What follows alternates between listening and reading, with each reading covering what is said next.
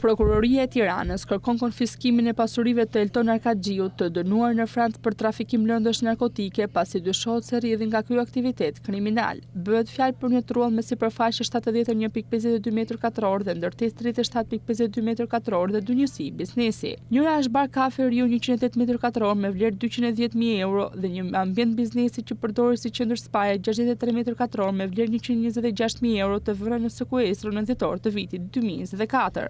Sipas organeve të akuzës, gjatë hetimit pasuror rezultoi se Arkaxhiut, i vëllai i tij dhe një person tjetër nuk kanë pasur mundësi financiare që të justifikojnë blerjen e 3 pasurive të palujshme gjatë vitit 2005 deri në vitin 2010. Analiza financiare tregoi diferenca të mëdha negative mes të ardhurave të lishme dhe investimeve të kryera. Prokuroria nënvizon se sidomos njësia 63 m2 e pretenduar nga shtetasi AM dyshohet se në fakt është në pronësi të shtetasit Elton Arkaxhiu, pasi pagesat janë kryer nga vëllai i tij me shtetasin BA, ndërsa AM nuk ka patur të ardhurat të mjaftueshme në kohën e blerjes.